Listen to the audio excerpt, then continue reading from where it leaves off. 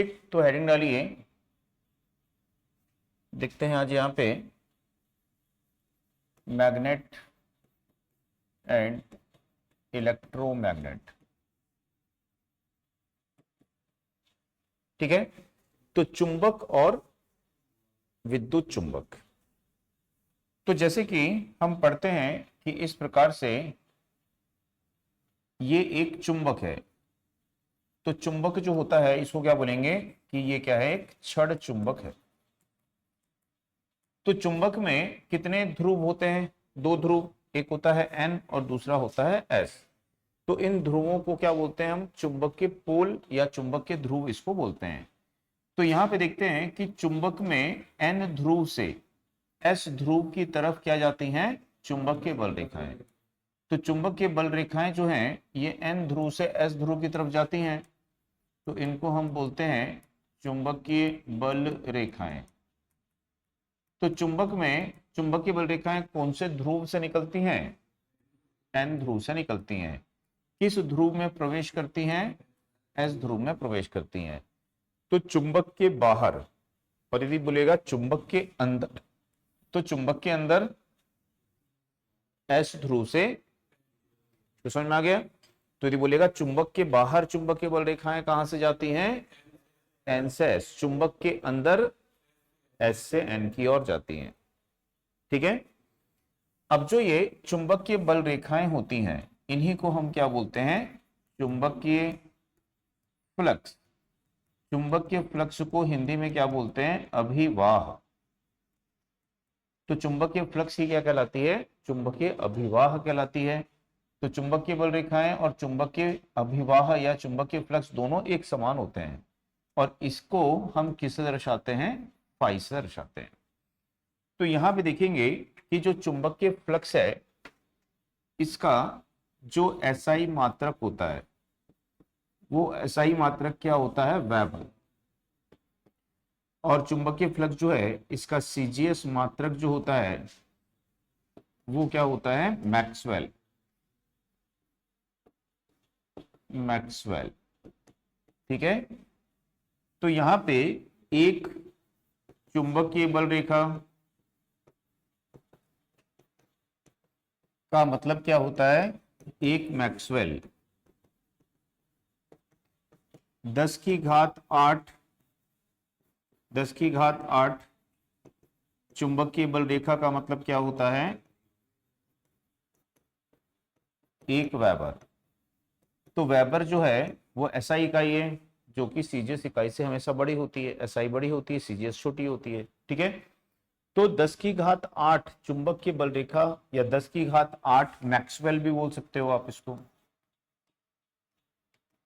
तो 10⁸ चुंबक की बल रेखा या 10⁸ मैक्सवेल किसके बराबर होता है, एक वेबर के बराबर होता है। इसको याद रखना है। ठीक, तो ये एक सिंपल इंट्रोडक्शन है कि चुंबक होता क्या है। अब यहां पे देखेंगे कि चुंबक में सबको पता है ये लोहे को आकर्षित करने का क्या होता है, गुण होता है ना। तो यहाँ पे जैसे हमने कूलम्ब के लिए पढ़ा था स्थिर वैद्युतीय में, कूलम्ब के है ना, दो ध्रुवों के मध्य जो बल लगता है, वैसे यहाँ पे जो मैग्नेटिक पोल के लिए भी कूलम्ब्स का नियम होता है। तो यहाँ पे बोलते हैं कूलम्ब्स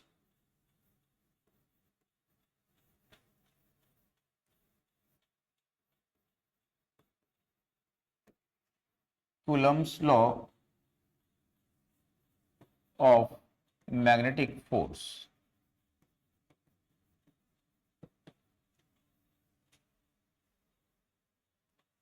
ठीक है, तो कूलम्ब्स लॉ ऑफ क्या है, ये मैग्नेटिक फोर्स है। तो Coulomb's law of magnetic force यानी कि कूलम्ब का चुंबकीय बल का नियम। तो कूलम्ब ने बताया कि इस तरह से दो ध्रुव हैं, एक ध्रुव है ये, इसकी ध्रुव सामर्थ्य m1 है, और ये दूसरा ध्रुव है जिसकी ध्रुव सामर्थ्य क्या है, m2। तो ये एक पतली सी, बहुत पतली सी और बहुत लंबी सी छड़ के द्वारा एक दूसरे से जुड़े हुए हैं, है ना, क्योंकि कोई भी सिंगल पोल अस्तित्व में नहीं मिल सकता है। यदि कोई एक चुंबक का टुकड़ा है, ये चुंबक है ना ये, इसको यदि हम तोड़ तोड़ के छोटा छोटा टुकड़ा करते जाएं तो भी हमको एक अकेला पोल कभी भी नहीं मिलेगा। यदि चुंबक का एक छोटा सा अणु भी लेंगे, चुंबक का एक छोटा सा अणु भी लेंगे, तो भी उसमें कितने ध्रुव होंगे? एक ध्रुव स्वतंत्र अवस्था में प्राप्त किया नहीं जा सकता है, असंभव है। आई बात समझ में? तो यहां पे कूलम्ब्स का मानना था कि हमको दो ध्रुव अलग अलग चाहिए, तो अलग अलग तो मिल नहीं सकते हैं। तो इसके लिए क्या किया कि एक बहुत पतली और लंबी सी छड़ ले ली, ठीक है। तो ये माना कि ये दो ध्रुव क्या हैं, एक दूसरे से अलग है, मिल नहीं सकते हैं, माना। जिनके बीच की दूरी क्या है यहाँ पे, डी है। और इनकी ये ध्रुव सामर्थ्य है या ध्रुव प्राबल्यता बोलते हैं, मैग्नेटिक स्ट्रेंथ बोलते हैं, या पोल स्ट्रेंथ उसको बोलते हैं, ठीक है। तो दो ध्रुव हैं एन और एस, जिसकी ध्रुव प्राबल्य या फिर ध्रुव सामर्थ्य M1 और M2 है, ठीक। यदि ये दोनों ध्रुव कैसे होंगे, समान ध्रुव होंगे, कैसे होंगे, ये समान ध्रुव होंगे, तो ये एक दूसरे को क्या करेंगे, प्रतिकर्षित करेंगे। और यदि ये जो दोनों ध्रुव हैं ये कैसे होंगे, असमान ध्रुव होंगे, तो ये क्या करेंगे, एक दूसरे को आकर्षित करेंगे। तो समान ध्रुवों के मध्य प्रतिकर्षण बल और असमान ध्रुवों के मध्य आकर्षण बल कार्य करता है, ये पहला नियम था। दूसरा नियम बताया कि ध्रुवों के मध्य जो बल लगेगा, ये बल इनके ध्रुव प्राबल्य के गुणनफल के अनुक्रमानुपाती और उनके बीच की दूरी के वर्ग के व्युत्क्रमानुपाती होता है। इस चिन्ह को जब खोल दोगे तो यहां पे क्या मिल जाएगा, एक नियतांक। तो ये मिल गया आपको एक नियतांक। अब इस नियतांक का मान यदि हम SI इकाई में रखेंगे तो 1/4 pi mu naught into mu r, ये हो जाएगा M1 M2। अब चूंकि इस नियतांक का मान हमने SI मात्रक में रखा है, इसलिए बल का मात्रक भी क्या लेंगे, SI, न्यूटन में आ जाएगा। इसका मान यदि CGS में रखते तो बल का मात्रक CGS में फिर डाइन लेते, ठीक। तो यहां पे देखेंगे कि जो ये बल है, ये बल इतने न्यूटन का बल यहां पे कार्य करेगा। तो यदि दो ध्रुव एक दूसरे से d मीटर की दूरी पर रखे हैं, तो उन ध्रुवों के मध्य या तो आकर्षण बल होगा या तो प्रतिकर्षण बल होगा।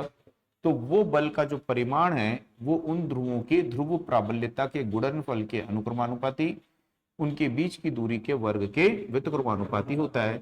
उसके अलावा इन पर निर्भर करता है। तो ये है क्या, तो जैसे कि इलेक्ट्रोस्टैटिक्स में हमने पढ़ा था, विद्युतशीलता उसको बोले थे, है ना। तो वैसे ही यहां पे जो म्यू नॉट है इसको बोलते हैं absolute permeability, absolute permeability of air या फिर वैक्यूम।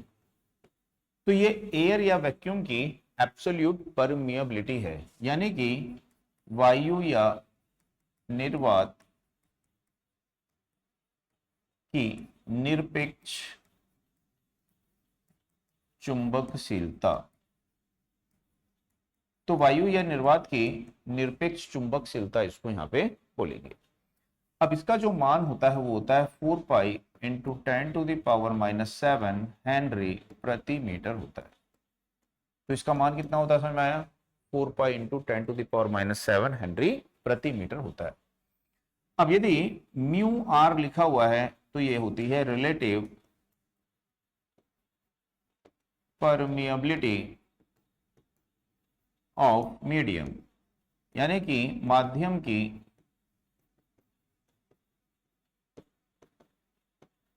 आपेक्षिक या सापेक्षिक, कुछ भी बोलते हैं, ठीक है, चुंबकशीलता,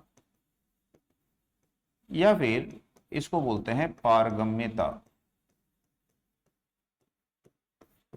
ठीक है, समझ में आ गया। तो ये जो है इकाई विहीन होती है, इकाई विहीन। तो जहां भी रिलेटिव आता है ना, तो रिलेटिव जहां भी आता है वो क्या होता है, इकाई विहीन होता है, ठीक। तो रिलेटिव परमेबिलिटी जो है ये क्या है, इकाई विहीन है। अब यहाँ पे इस परमेबिलिटी का मतलब होता क्या है, तो परमेबिलिटी का मतलब होता है कि ये दोनों जो चुंबक हैं, ठीक है, कहां पे रखे हुए हैं, किसी माध्यम में, तो उस माध्यम का क्या है वो गुण है। जो चुंबक के फ्लक्स को प्रवाहित करने के लिए आसान मार्ग प्रदान करता है। ठीक है, तो माध्यम का वह गुण जो चुंबक के फ्लक्स को प्रवाहित होने के लिए एक आसान मार्ग प्रदान करता है। ठीक है, तो उसको क्या बोलते हैं, उस माध्यम की परमिएबिलिटी बोलते हैं। तो अलग अलग माध्यम के लिए जो अपेक्षिक चुंबकशीलता है इसका मान अलग अलग होता है। ठीक है, जैसे हम देखेंगे कि वायु के लिए इसका जो मान होता है वो कितना होता है, 1 होता है। तो वायु की रिलेटिव परमेबिलिटी लगभग कितनी होती है, 1 के आसपास इसकी रिलेटिव परमेबिलिटी होती है। ठीक, दूसरा यहां पे देखेंगे कि जो लोहा होता है, लोहे की रिलेटिव परमेबिलिटी क्या होती है, हजारों में होती है, एक से बहुत ज्यादा होती है, हजारों में होती है। निर्वात की और वायु की कितनी होती है, 1 होती है। तो अब यहाँ पे कूलम्ब को यह बताना था कि हम 1 वेबर का पोल किसको बोलेंगे। बात समझ आ गई, कूलम्ब को क्या बताना था कि हम 1 वेबर का पोल किसको बोलेंगे। तो कूलम्ब ने यह बोला कि हम क्या करते हैं, ये दोनों ध्रुव एक समान ले लेते हैं। तो हमने क्या कर लिए, दोनों ध्रुव कैसे ले लिए, समान, जिनकी सामर्थ्य क्या है, समान। ठीक है, तो यदि 2 समान ध्रुव एक दूसरे से 1 मीटर की दूरी पर वायु के या निर्वात के माध्यम में रखे हैं, जिसकी परमेबिलिटी कितनी है, 1 है, और वो एक दूसरे को 62,800 न्यूटन के बल से प्रतिकर्षित करते हैं, तो वे चुंबकीय ध्रुव किसके बराबर होंगे, 1 वेबर के बराबर होंगे। ठीक है, तो 1 वेबर के चुंबकीय ध्रुव किसको बोलते हैं, 2 चुंबकीय ध्रुव, ठीक है, जिनकी ध्रुव सामर्थ्य कैसी है, बराबर है, वायु के माध्यम में एक दूसरे से 1 मीटर की दूरी पर रखे हैं, और वो एक दूसरे को 62,800 न्यूटन के बल से प्रतिकर्षित करते हैं, तो वे चुंबकीय ध्रुव किसके समतुल्य होंगे, 1 वेबर के समतुल्य होंगे। तो यदि पूछेगा कि 2 चुंबकीय ध्रुव वायु के माध्यम में 1 मीटर की दूरी पर रखे हैं और इतने बल से प्रतिकर्षित करते हैं, तो वो किसके समतुल्य होंगे, या 1 वेबर के ध्रुव वायु के माध्यम में 1 मीटर की दूरी पर रखने पर एक दूसरे को कितने बल से प्रतिकर्षित करेंगे, तो ये याद रखना है ना। दूसरा, अब इसके बाद में आगे देखते हैं कि जो फ्लक्स घनत्व है, ये बहुत बार आता है, फ्लक्स घनत्व, फ्लक्स डेंसिटी इसको बोलते हैं। तो फ्लक्स घनत्व या फ्लक्स डेंसिटी को किससे दर्शाते हो, बी से दर्शाते हैं, है ना, कैपिटल बी से दर्शाते हैं। तो फ्लक्स डेंसिटी क्या होती है कि जैसे कोई चुंबकीय ध्रुव है, तो इस चुंबकीय ध्रुव का ये क्षेत्रफल, तो उसके प्रति इकाई क्षेत्रफल से कितनी चुंबकीय बल रेखाएं निकल रही हैं। जितनी ज्यादा चुंबकीय बल रेखाएं निकलेंगी उसका घनत्व उतना अधिक होगा, जितनी कम चुंबकीय बल रेखाएं निकलेंगी उसका घनत्व उतना कम होगा। तो चुंबकीय फ्लक्स घनत्व क्या बोल सकते हैं कि फ्लक्स प्रति इकाई क्षेत्रफल। तो चुंबकीय फ्लक्स घनत्व को बी से दर्शाते हैं और इसको हम बोलते हैं कि फ्लक्स प्रति इकाई क्षेत्रफल। तो प्रति इकाई क्षेत्रफल पर कितनी फ्लक्स है, वही उसका फ्लक्स घनत्व कहलाती है। ठीक है, तो फ्लक्स को हम इसे दर्शाते हैं फाई से, क्षेत्रफल को ए से। तो ये एक सूत्र बन जाता है कि फ्लक्स घनत्व का क्या सूत्र होता है, फ्लक्स प्रति इकाई क्षेत्रफल। यदि हमको फ्लक्स निकालनी है तो फ्लक्स घनत्व को हम क्षेत्रफल से गुणा कर देंगे, तो हमको क्या मिल जाएगी, कुल फ्लक्स मिल जाएगी। ठीक है, तो जो फ्लक्स घनत्व है इसकी इकाई आती है एग्जाम में, इकाई याद रखना है। फ्लक्स घनत्व की इकाई क्या होती है, तो फ्लक्स की इकाई क्या है, क्षेत्रफल की क्या होती है, मीटर वर्ग। ठीक है, तो ये इसका व्युत्पन्न मात्रक है, वेबर प्रति मीटर स्क्वायर फ्लक्स घनत्व का कौन सा मात्रक है, व्युत्पन्न मात्रक है। और जो 1 वेबर होता है प्रति मीटर स्क्वायर होता है, इसको हम क्या बोलते हैं, 1 टेस्ला। तो टेस्ला भी इंडिया में आ रही है ना कार बनाने, इसी टेस्ला पे उसने अपना नाम रखा है, और टेस्ला वैज्ञानिक का नाम था। ठीक है, तो टेस्ला जो है ये फ्लक्स घनत्व की कौन सी इकाई है, एसआई इकाई है। पता है कि नहीं, टेस्ला आ रही है इंडिया में। टेस्ला अमेरिका की कंपनी है जो क्या बनाती है, इलेक्ट्रिक व्हीकल बनाती है ना, अभी इंडिया में कंपनी डालने वाली है। तो ये याद रखना है, 1 वेबर प्रति मीटर स्क्वायर बराबर क्या होता है, 1 टेस्ला। फ्लक्स घनत्व का एसआई मात्रक क्या है? टेस्ला। फ्लक्स घनत्व का एसआई मात्रक क्या है? टेस्ला, एकदम याद रखना है। और वेबर प्रति मीटर स्क्वायर कौन सा मात्रक है? व्युत्पन्न मात्रक है, जो कि हमको डेरिवेशन से प्राप्त होता है ना। अब फ्लक्स घनत्व का सीजीएस मात्रक क्या है? तो सीजीएस मात्रक होता है गॉस। गॉस। तो फ्लक्स घनत्व का सीजीएस मात्रक क्या होगा? यहाँ पे गॉस होगा। ठीक है, तो ये फ्लक्स घनत्व के बारे में आपको यहाँ पे याद रखना है।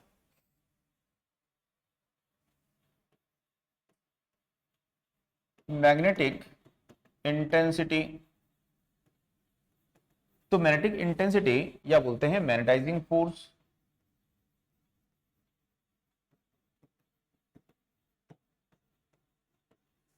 ठीक, तो इसको किससे दर्शाते हैं यहाँ पे? एच से। तो मैग्नेटिक इंटेंसिटी या जो मैग्नेटाइजिंग फोर्स है, इसको हम यहाँ पे एच से दर्शाते हैं। तो जैसे हमने इलेक्ट्रिक इंटेंसिटी पढ़ी थी, है ना, विद्युत क्षेत्र की तीव्रता, तो इसको क्या बोलोगे? चुंबकीय क्षेत्र की तीव्रता या चुंबक की तीव्रता बोलोगे इसको। और इसको क्या बोलोगे? चुंबकित बल। तो यह है चुंबकित बल है ये, और ये चुंबकित तीव्रता है। तीव्रता है ये। ठीक, तो इसका मतलब होता क्या है? तो जैसे यहाँ पे ये क्या है? चुंबकीय क्षेत्र है। चुंबकीय क्षेत्र कहां से आएगा? तो कोई यहाँ एन ध्रुव होगा, तो एन ध्रुव से क्या निकल रही है? चुंबकीय बल रेखाएं। तो ये चुंबकीय बल रेखाएं जहां तक जाएंगी वो इसका क्या कहलाएगा? चुंबकीय क्षेत्र कहलाता है। तो चुंबकीय क्षेत्र के किसी बिंदु पर यदि हम इकाई एन ध्रुव को रख देते हैं, इकाई एन ध्रुव को मतलब कि एक वेबर के एन ध्रुव को रख देते हैं। ठीक है, एक वेबर के एन ध्रुव को रख दिए, तो इकाई एन ध्रुव को रख दिए, तो इस पर जितना बल कार्य करेगा वो इस बिंदु पर क्या कहलाएगी? इस चुंबकीय क्षेत्र की तीव्रता कहलाएगी। ठीक है, ज्यादा बल मतलब चुंबकीय क्षेत्र की तीव्रता ज्यादा है, कम बल मतलब चुंबकीय क्षेत्र की तीव्रता कम है। ठीक है, तो यहां पे क्या कार्य कर रहा है? बल कार्य कर रहा है किस पे? प्रति इकाई ध्रुव पे। ठीक है, तो इसको हम क्या बोलेंगे कि वो इस बिंदु पर क्या है? चुंबकीय क्षेत्र की तीव्रता है। चुंबकीय तीव्रता है। ठीक है, तो बल की इकाई क्या होती है? न्यूटन। तो न्यूटन हो गई। और ध्रुव की क्या होती है? वेबर। कितने वेबर का ध्रुव है ना, तो इसकी इकाई क्या हो गई? न्यूटन प्रति वेबर हो गई। या फिर इसकी जो इकाई होती है एम्पियर टर्न प्रति मीटर, या इसी को लिखते हैं एम्पियर प्रति मीटर। तो ये इसका एसआई मात्रक होता है। कौन सा मात्रक है ये? इसका एसआई मात्रक है। इसका एक दूसरा मात्रक होता है, उसको बोलते हैं ऑर्स्टेड।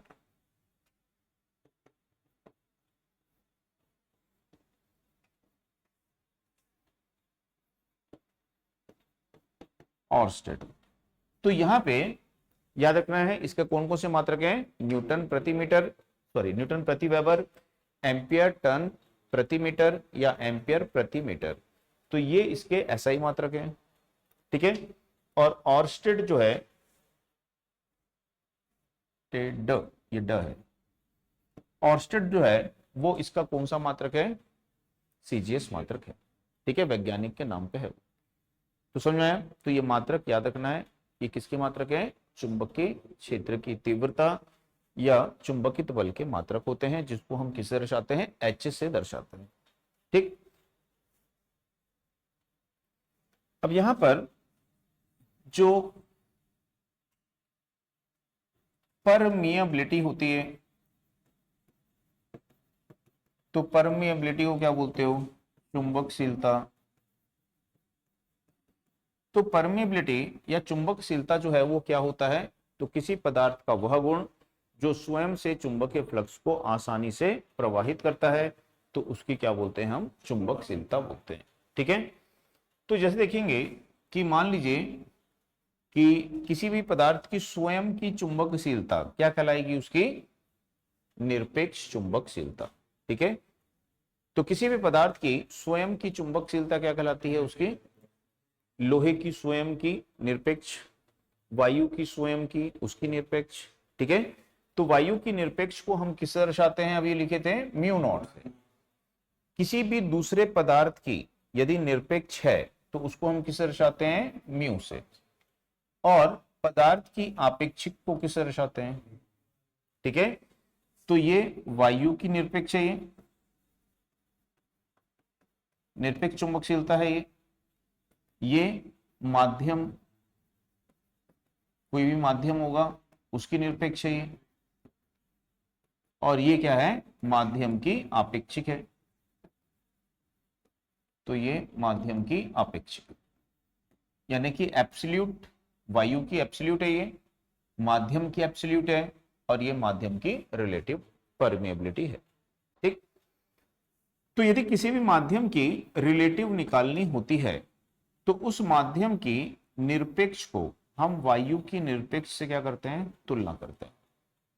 तो किसी भी माध्यम की आपेक्षिक निकालने के लिए उस माध्यम की निरपेक्ष को वायु की निरपेक्ष से तुलना करते हैं। ठीक है, तो इन दोनों को तिर्यक गुणा कर सकते हैं, तो ये सूत्र हमारे पास में रहता है mu naught into mu one. ठीक है, कि माध्यम की जो निरपेक्ष है, ये माध्यम की निरपेक्ष है, वायु की निरपेक्ष और माध्यम की आपेक्षिक के गुणनफल के बराबर होती है। ठीक है, तो समझ में आया? तो चुंबकशीलता याद रहेगा, माध्यम का गुण है जो स्वयं से चुंबकीय फ्लक्स को आसानी से प्रवाहित करने देता है। तो जैसे हमने देखा कि जो वायु है, वायु की आपेक्षिक का मान कितना होता है, या निर्वात की आपेक्षिक का मान कितना होता है। नरम लोहा जो होता है, नरम लोहे की आपेक्षिक का मान कितना होता है, और जो परम एलॉय बोलते हैं या म्यू मेटल बोलते हैं, ठीक है, जो निकल और लोहे की मिश्र धातु है। निकल और लोहे की मिश्र धातु, निकल आयरन एलॉय बोलते हैं, या इसको बोलते हैं परम अलॉय। अलॉय का मतलब होता है मिश्र धातु, परम मिश्र धातु। ठीक है, इसकी चुंबकशीलता कितनी होती है, 50,000 होती है, बहुत ज्यादा है 50,000। ठीक है, तो इनका मतलब होता क्या है, तो यदि वायु से, जितनी वायु से एक चुंबकीय बल रेखा जाएगी, मान लो इतनी वायु है ये, इससे कितनी चुंबकीय बल रेखा गुजर सकती है, एक, तो उतनी ही जगह पे यदि हम लोहा रख दें, नरम लोहा, तो उससे 8,000 चुंबकीय बल रेखाएं गुजर जाएंगी। यदि उतनी ही जगह पे हम निकिल और लोहे की मिश्र धातु रख दें तो इससे 50,000 चुंबकीय बल रेखाएं गुजर जाएंगी। बात समझ आ गई ना। तो चुंबकशीलता का मतलब क्या है, समझ में आया, कि स्वयं से क्या कर रहा है, वो चुंबकीय फ्लक्स को प्रवाहित होने के लिए आसान मार्ग दे रहा है, तो वो उसकी चुंबकशीलता हो गई। तो जैसे क्या होता है कि मान लीजिए यहाँ पे वायु से ऐसे चुंबकीय बल रेखाएं जा रही हैं, तो ये चुंबकीय बल रेखाएं कहां से गुजर रही हैं, वायु से, ये सभी अभी वायु से गुजर रही हैं। अब यदि हम यहाँ पे एक लोहे के टुकड़े को रख देंगे, तो अब ये जो सभी चुंबकीय बल रेखाएं हैं, अब ये अपना मार्ग बदल देंगी और कहां से जाने लग जाएंगी, इस लोहे के टुकड़े के अंदर से जाएंगी। तो ये सभी चुंबकीय बल रेखाएं अपने मार्ग को परिवर्तित कर दें, अब वायु से नहीं जाएंगी, बोलेंगे कि भाई अब तो हम कहां से जाएंगे, लोहे से, क्योंकि लोहा क्या कर रहा है, इसको आसान मार्ग प्रदान कर रहा है, बोल रहा है आओ इधर से जाओ, है ना। जैसे रोड पे गड्ढे वड्ढे होते हैं ना, उधर से नहीं जाता कोई, जहाँ पे चिकनी रोड है वहीं से चले जाते हैं, तो भाई ये भी उसको आसान मार्ग दे दिया, तो फ्लक्स अपने आप मुड़ के लोहे से चले गई। ठीक है, तो फिर यहाँ पे अब जो फ्लक्स का घनत्व है वो क्या हो गया, बढ़ गया। ठीक है, तो फिर वायु की तुलना में कहाँ पे फ्लक्स घनत्व ज्यादा रहेगा, लोहे में फ्लक्स घनत्व ज्यादा रहेगा। तो यदि हम इस प्रकार से एक कुंडली बनाए हैं यहाँ पे, या ऐसे बना देते हैं, मान लो हमने एक लोहे की कोर ले ली और इस लोहे की कोर पे हमने एक कॉइल को लपेट के इसमें से धारा प्रवाहित की, तो यहाँ पे क्या उत्पन्न हो जाता है, चुंबकीय फ्लक्स उत्पन्न हो जाता है। ठीक है, और यदि, तो इसको हम क्या बोलेंगे, लोह क्रोड कुंडली, लोह क्रोड कुंडली, लोहे के ऊपर लपेटी हुई कुंडली है ये। अब यदि मान लीजिए इसमें से आयरन की कोर को हमने अलग निकाल दिया, तो आयरन की कोर को हमने अलग निकाल दिया, तो अब इसके चारों तरफ क्या है, वायु है, तो इसको क्या बोलेंगे, वायु क्रोड कुंडली। तो दोनों में क्या अंतर होगा, तो जब ये लोहे पे लगी हुई थी तो इसकी फ्लक्स घनत्व ज्यादा रहती, अब इसके चारों तरफ क्या है, वायु है, तो फ्लक्स घनत्व क्या होगी, घट जाएगी। तो वायु क्रोड कुंडली जो होती है उसका फ्लक्स घनत्व कम होता है, और लोह क्रोड कुंडली जो होती है उसका फ्लक्स घनत्व ज्यादा होता है। आ गई बात समझ में। कारण क्या है, परमिएबिलिटी, चुंबकशीलता, इसी के कारण होता है। दूसरा पूछेगा कि जो फ्लक्स घनत्व है, ये क्या है, फ्लक्स घनत्व है, और ये क्या है, चुंबकित बल है, तो इन दोनों में संबंध क्या है, फ्लक्स घनत्व और चुंबकित बल में संबंध क्या, तो इन दोनों में क्या संबंध है। ठीक है, तो ये संबंधी है, क्या संबंधी है कि फ्लक्स घनत्व जो होता है किसके अनुक्रमानुपाती होता है, चुंबकित बल के अनुक्रमानुपाती होता है। तो जैसे कि कोई लोहे की कोर है, ये ऐसा लोहे की कोर बना दिए, इस लोहे की कोर के ऊपर में हमने कॉइल लगा दी, धारा प्रवाहित की, तो यहाँ पे क्या उत्पन्न हो जाएगा, चुंबकीय फ्लक्स। तो चुंबकीय फ्लक्स उत्पन्न होगी तो हम देखेंगे कि यहाँ पे क्या होगा, प्रति इकाई क्षेत्रफल पे कितनी चुंबकीय बल रेखाएं हैं, तो उसको क्या बोलेंगे, उसका फ्लक्स घनत्व बोलेंगे। तो जो फ्लक्स घनत्व उत्पन्न होगा वो किसी भी बिंदु पर जो फ्लक्स घनत्व होगा, वो फ्लक्स घनत्व उस बिंदु पर चुंबकित बल के क्या होगा। ठीक है, तो किसी बिंदु पर फ्लक्स घनत्व किसके अनुक्रमानुपाती होता है, चुंबकित बल के अनुक्रमानुपाती होता है। इस अनुक्रमानुपाती के चिन्ह को जब खोल देंगे तो हमको क्या मिल जाएगा, एक नियतांक मिल जाएगा, और इस नियतांक को क्या बोलेंगे कि वो इस पदार्थ की क्या है, चुंबकशीलता है। तो चुंबकशीलता है ये, ठीक है, तो इस पदार्थ की ये चुंबकशीलता हो गई। तो यदि हम क्या करते हैं कि उच्च चुंबकशीलता वाला पदार्थ ले लेते हैं, तो समान चुंबकित बल पे फ्लक्स घनत्व का मान क्या होगा, बढ़ जाएगा। तो यदि हमको ज्यादा फ्लक्स घनत्व चाहिए तो उसके लिए हमको क्या करना पड़ता है, ज्यादा चुंबकशीलता वाले पदार्थ का चयन करना पड़ता है, कि ज्यादा चुंबकशीलता वाला पदार्थ लेंगे तो फ्लक्स घनत्व बढ़ जाएगा। तो जैसे अभी मैंने बताया था, वायु को रखोगे या फिर लोहा रखोगे तो कहाँ फ्लक्स घनत्व ज्यादा मिलेगा, जिसकी चुंबकशीलता, तो फिर जिसकी चुंबकशीलता ज्यादा होती है समान चुंबकित बल पे उसका फ्लक्स घनत्व बढ़ जाता है। और हमने अभी पढ़ा था कि म्यू इज इक्वल टू क्या होता है, mu naught into mu r होता है। तो हम इसको ऐसे भी रख सकते हैं कि mu naught into mu r into क्या होता है, एच होता है। ठीक है, तो समझ में आया, तो ये संबंध आपको याद रखना है। तो यहाँ पे देखेंगे कि ये फ्लक्स घनत्व है और ये क्या है, चुंबकित बल है। तो ये दोनों कैसी राशियां होती हैं, सदिश राशियां होती हैं।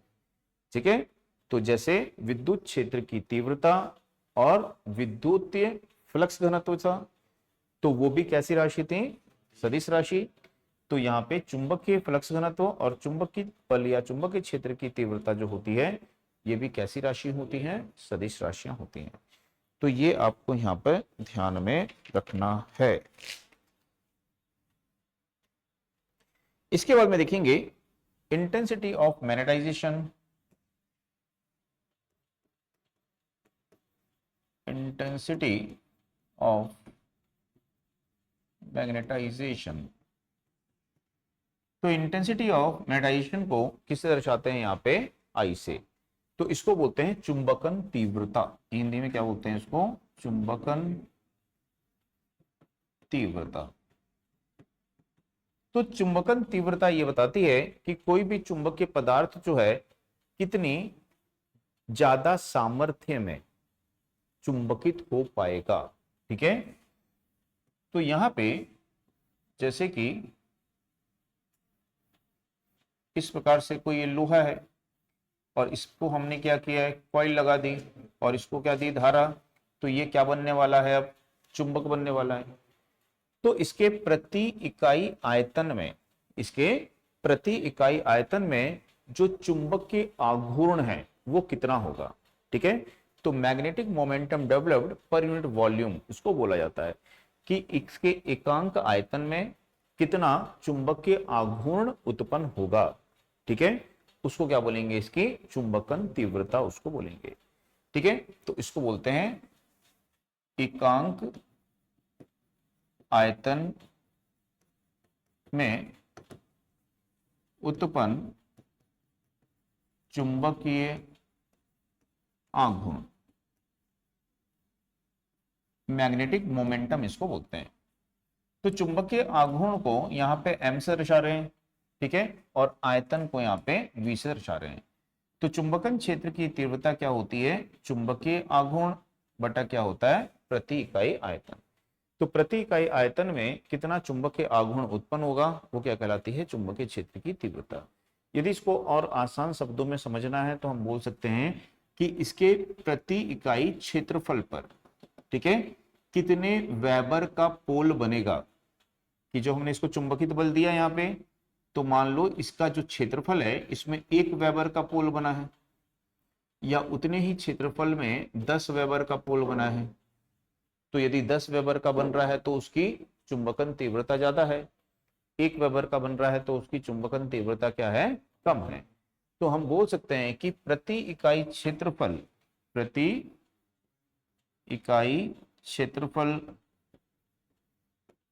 की चुंबकीय सामर्थ्य, तो चुंबकीय सामर्थ्य को वेबर में दर्शाया जाता है।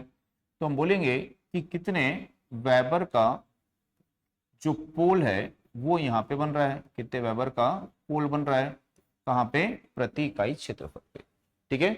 तो प्रति इकाई क्षेत्रफल पे कितने वेबर का पोल बन रहा है, तो उसको क्या बोलेंगे कि वो उसकी क्या है, चुंबकीय क्षेत्र की तीव्रता। अब इसकी इकाई याद रखनी है, तो इसकी एसआई इकाई होती है, वो होती है एम्पियर प्रति मीटर। तो इसकी एसआई इकाई याद रखनी है ना। आपसे क्वेश्चन इकाई ही पूछेगा कि भाई चुंबकन तीव्रता की इकाई क्या होती है, या चुंबकन तीव्रता क्या होती है, तो चुंबकीय आघूर्ण और आयतन का अनुपात होती है, ठीक है। तो मैग्नेटिक मोमेंटम बोलते हैं, और मैग्नेटिक मोमेंटम और वॉल्यूम का रेशियो होती है।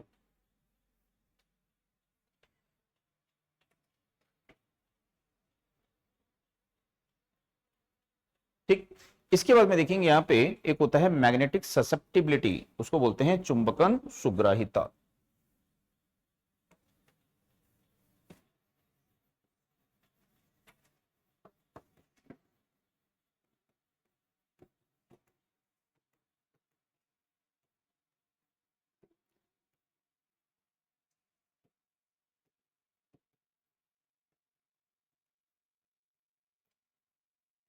तो मैग्नेटिक ससेप्टिबिलिटी को इसको बोलते हैं ची, है ना, ग्रीक लेटर है ची, इसको बोला जाता है, तो इससे दर्शाया जाता है इसको ची, CHI, ची, इसको क्या बोला जाता है, इसका ची, CHI। तो यहां पे बोलेंगे कि जो मैग्नेटिक ससेप्टिबिलिटी है, जैसे फाई साई ऐसा होता है ना, वैसे ची।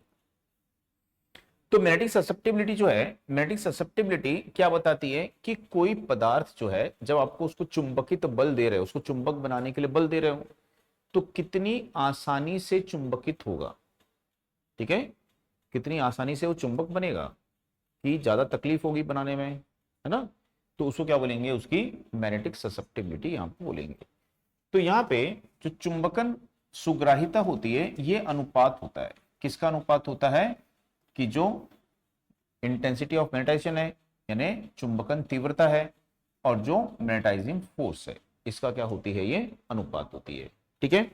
तो ये आपको याद रखना है कि ये किसका अनुपात है, चुंबकन सुग्राहिता किसका अनुपात होती है, अभी पढ़े ना, चुंबकन तीव्रता और दूसरा चुंबकित बल, ठीक है। तो इसको बोलते हैं चुंबकन तीव्रता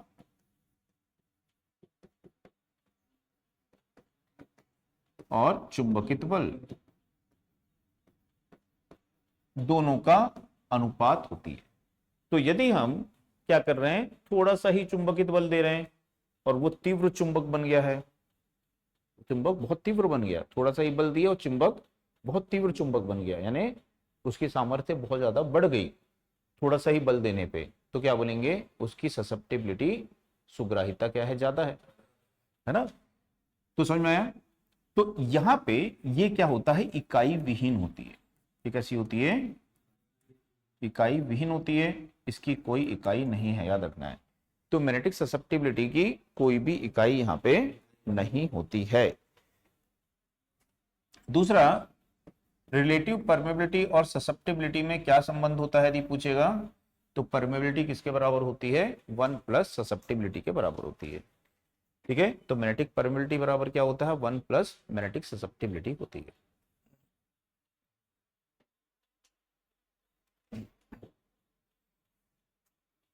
ये कितना समझ में आया। अब यहां पे देखेंगे कि जो मॉडर्न व्यू ऑफ मैग्नेटिज्म क्या होता है, कि किसी भी पदार्थ में जो चुंबकीय बल है, चुंबकीय बल क्यों उत्पन्न होता है, कोई भी पदार्थ में चुंबक के गुण क्यों उत्पन्न होते हैं, कोई भी पदार्थ क्यों चुंबक बन जाता है। ठीक है, तो सबसे पहले जो यहाँ पे वेबर है ना, वेबर थे, तो उन्होंने बताया था कि भाई कोई भी पदार्थ क्या होता है, प्राकृतिक रूप से उसमें चुंबकीय गुण होते ही हैं। वेबर ने क्या बोला था कि हर एक पदार्थ में प्राकृतिक रूप से क्या होते हैं, चुंबकीय गुण होते ही हैं, लेकिन उस पदार्थ में जो उसके परमाणु हैं, मतलब वेबर का कहने का मतलब था कि कोई भी पदार्थ किससे मिलकर बना है, परमाणु से, और प्रत्येक जो परमाणु होता है इसमें दो ध्रुव होते ही होते हैं, एक N होता है और दूसरा S होता है। तो इसका मतलब ये पदार्थ यदि परमाणु से बना है तो ये तो चुंबक होगा। पर ये इसमें चुंबक के गुण क्यों नहीं दिखाई देते हैं, तो उनका कहना था कि इसमें जो ये पदार्थ है, इस पदार्थ के परमाणु इस तरह से बंद वलय में एक दूसरे को क्या कर लिए हैं, बंद कर लिए हैं, तो N और S एक दूसरे से उदासीन हो गए हैं, तो इसलिए इसमें कोई चुंबकीय गुण नहीं है। फिर बताया कि यदि किसी पदार्थ में हम क्या करें, इन परमाणुओं को इस प्रकार से व्यवस्थित कर दें, तो इसमें क्या आ जाएगा, फिर चुंबकीय गुण आ जाएगा। तो ये वेबर की थ्योरी थी जो पुरानी हो गई है।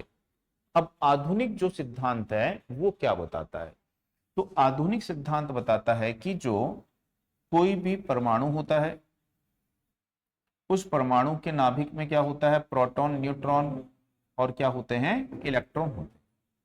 तो परमाणु के कक्ष में जो ये इलेक्ट्रॉन है, ये इलेक्ट्रॉन क्या करते हैं, कक्षीय गति करते हैं। ऐसे कक्षीय गति करते हैं, अपनी कक्षा में घूम रहे हैं वो, तो कक्षीय गति कर रहे हैं, यानी कि ऑर्बिटल मोशन कर रहे हैं।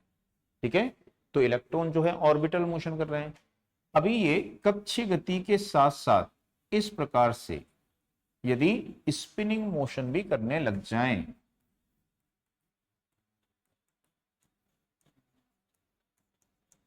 ठीक है, तो यदि कक्षीय गति के साथ साथ दो गति कर रहे हैं, एक तो ऐसा चल भी रहे हैं, कक्षा में भी घूम रहे हैं, और दूसरा ऐसे भी चल रहे हैं, ऐसे चल रहा है। ठीक है, तो कक्षीय गति के साथ यदि क्या करने लग जाएंगे, तो इसके कारण उसमें कौन सा गुण उत्पन्न हो जाएगा, चुंबकीय गुण। ठीक है, तो आधुनिक जो सिद्धांत है चुंबकत्व का, वो क्या बताता है कि किसी भी पदार्थ के परमाणु में यदि इलेक्ट्रॉन स्पिनिंग मोशन कर रहे हैं तो वो पदार्थ क्या बन जाएगा, चुंबक बन जाएगा। ठीक है, तो याद रखना है कि आधुनिक सिद्धांत के अनुसार चुंबक बनने के लिए मुख्य गुण क्या होना चाहिए, इलेक्ट्रॉन का स्पिनिंग मोशन होना चाहिए। अगली बात समझ में।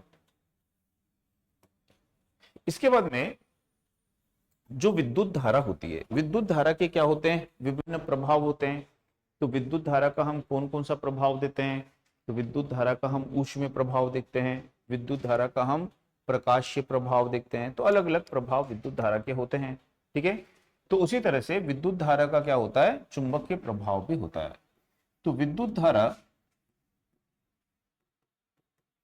का चुंबकीय प्रभाव क्या होता है, तो उसको यहाँ पे समझते हैं, उसको यहाँ पे देख लेते हैं क्या होता है ये।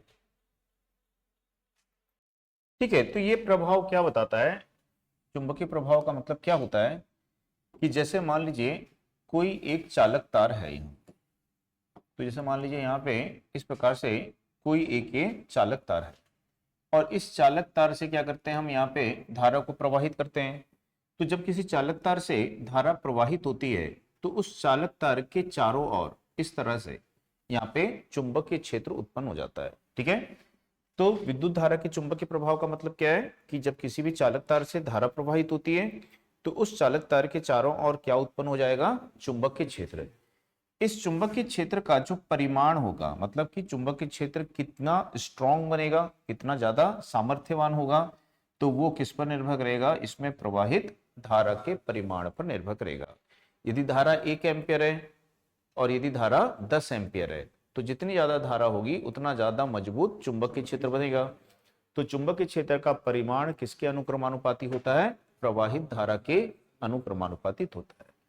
दूसरा, चुंबकीय क्षेत्र की जो दिशा होती है कि दिशा किस, चुंबकीय क्षेत्र किस दिशा में पड़ेगा, किस दिशा में बनेगा, तो ये किस पर निर्भर करता है, धारा की दिशा पर निर्भर करता है। तो चुंबकीय क्षेत्र की दिशा किस पर निर्भर करती है, धारा की दिशा पे। ठीक है, तो ये जो चुंबकीय क्षेत्र है इसकी दिशा धारा की दिशा पर निर्भर करती है। यदि धारा के प्रवाह की दिशा परिवर्तित हो जाएगी, जैसे धारा भी ऊपर जा रही है, फिर धारा यदि नीचे आने लगे तो धारा के प्रवाह की दिशा यदि परिवर्तित होगी तो उत्पन्न चुंबकीय क्षेत्र की दिशा भी क्या होगी, परिवर्तित हो जाएगी। ठीक है, तो यहां पे इस चुंबकीय क्षेत्र की दिशा हम कैसे ज्ञात करेंगे, तो इसके लिए हमारे पास में दो नियम होते हैं। एक होता है राइट हैंड थंब रूल,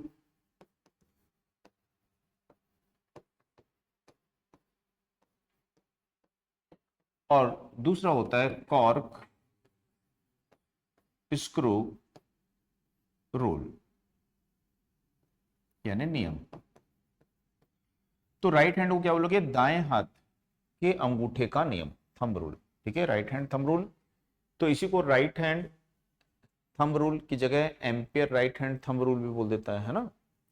तो ये नियम क्या बताता है, तो नियम बताता है, पहले वाला नियम क्या बताता है कि जैसे कि ये चालक तार है, तो ये समझ लो चालक तार है, इसको दाएं हाथ में राइट हैंड में ऐसा पकड़ लो कि अंगूठा क्या बताएगा, चालक में प्रवाहित धारा की दिशा, तो जो बंद अंगुलियां हैं वो क्या बताएंगी, चुंबकीय क्षेत्र की दिशा बताएंगी। तो यदि धारा ऊपर जा रही है तो चुंबकीय क्षेत्र की दिशा ऐसी हो गई यहाँ पे। ठीक है, तो धारा यदि ऊपर जा रही है तो चुंबकीय क्षेत्र ऐसे बन रहा है, और यदि धारा नीचे आ गई तो चुंबकीय क्षेत्र की दिशा क्या होगी, फिर चेंज हो जाएगी। तो चुंबकीय क्षेत्र की दिशा किस पर निर्भर करती है, धारा के प्रवाह की दिशा पर निर्भर करती है। तो ये आपको यहाँ पे याद रखना है। ठीक है, दूसरा याद रखना है कि चुंबकीय क्षेत्र की दिशा को धारा प्रवाहित चालक तार है ये, तो धारा प्रवाहित चालक तार के चारों ओर उत्पन्न चुंबकीय क्षेत्र की दिशा को ज्ञात करने के लिए कौन से नियम का प्रयोग करते हैं। ठीक है, तो राइट हैंड थंब रूल या फिर कॉर्क स्क्रू रूल का प्रयोग करते हैं। तो कॉर्क स्क्रू रूल का मतलब क्या होता है, कॉर्क यानी होता है लकड़ी का गुटका, और स्क्रू का मतलब स्क्रू होता है जो हम लकड़ी के ऊपर में कसते हैं स्क्रू को। तो इस प्रकार से ये स्क्रू है। तो हम देखते हैं कि स्क्रू का जो ये पिन पॉइंट है ये क्या बताएगा, धारा की दिशा। स्क्रू को कैसे कसते हैं, ऐसे, तो जिस दिशा में स्क्रू को कसते हैं वो क्या बताएगा, चुंबकीय फ्लक्स की दिशा बताएगा। ठीक, तो इस प्रकार से इन नियम का प्रयोग हम कर सकते हैं प्रवाहित धारा की दिशा को ज्ञात करने के लिए। ठीक, तो यदि हम देखें कि दो चालक तार हैं ऐसे, एक चालक तार ये है और दूसरा चालक तार ये है। अब ये दोनों चालक तार एक दूसरे के कैसे रखे हुए हैं, समांतर में। तो समांतर में लंबाई कैसी होती है, समान। ठीक है, अब इन दोनों में धारा की दिशा कैसी है, समान है। तो दोनों में धारा की दिशा समान है, इनके बीच की दूरी है मान लो d मीटर।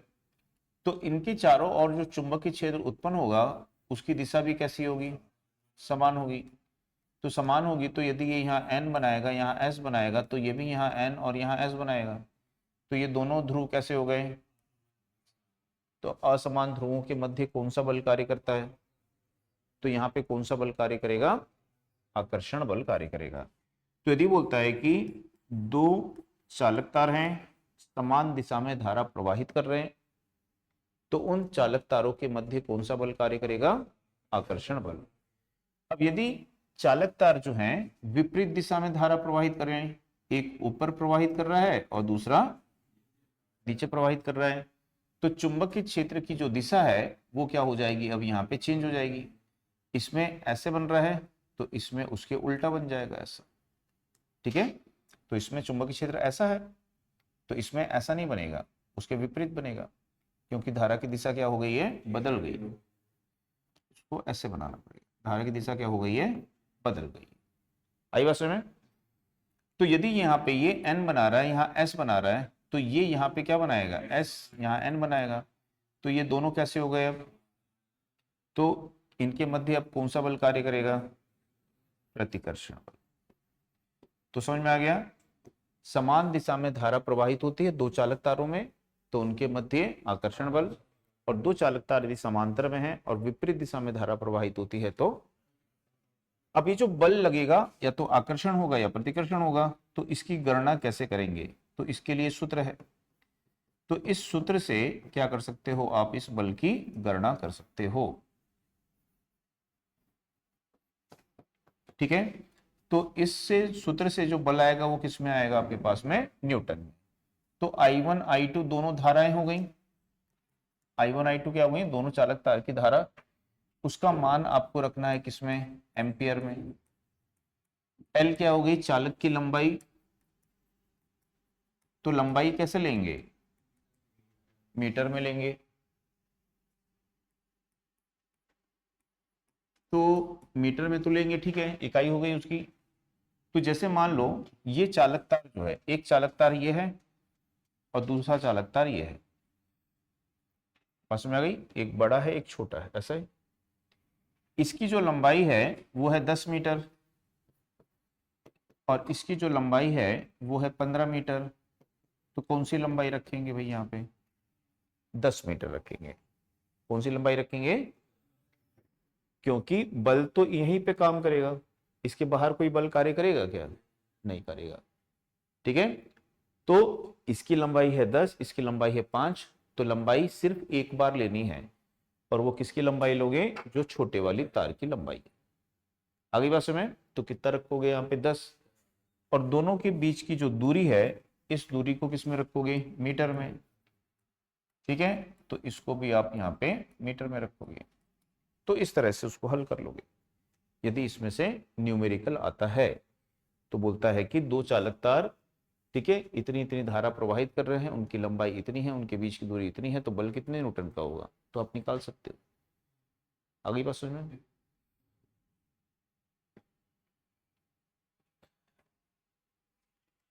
ठीक है, इतना समझ में आया। अब यदि हम क्या करते हैं, जो धारा प्रवाहित चालक तार है ये, इस धारा प्रवाहित चालक तार से को हम क्या करते हैं, किसी लोहे के टुकड़े पर लपेट देते हैं। तो ये क्या है, एक लोहे का टुकड़ा है, और इस लोहे के टुकड़े पर हम क्या करते हैं, हाँ, कॉपर की कुंडली है, ये कॉइल है, इसको लपेट देते हैं। तो इसको क्या बोलते हैं, सोलेनॉइड। सोलेनॉइड, परिनालिका या परिनलिका या परिनालिका इसको बोलते हैं। तो सोलेनॉइड किसको बोलते हैं, समझ में आया। यदि किसी लोहे के टुकड़े के ऊपर में आपने कॉइल को लपेटा हुआ है, ठीक है, तो उसको क्या बोलेंगे वहां पे, परिनालिका, यानी कि उसको क्या बोलेंगे, सोलेनॉइड बोलेंगे। अब यदि इससे हम क्या करते हैं, धारा प्रवाहित करते हैं, तो जब इससे धारा प्रवाहित करेंगे तो इसके दोनों सिरों पर, इस सिरे पे और इस सिरे पे, दोनों सिरों पे क्या बन जाएगा, यहाँ पे चुंबकीय ध्रुव बनेगा। तो किधर एन ध्रुव बनेगा और किधर एस ध्रुव बनेगा, तो उसको हम कैसे ज्ञात करेंगे। ठीक है, तो इसको ज्ञात करने के लिए हम क्या कर सकते हैं, यहाँ पे जो राइट हैंड रूल है, राइट हैंड रूल, उसका प्रयोग कर सकते हैं। तो ये हमारा सीधा हाथ है, तो यहाँ पे देखेंगे कि इनमें जो धारा है इस प्रकार से प्रवाहित हो रही है।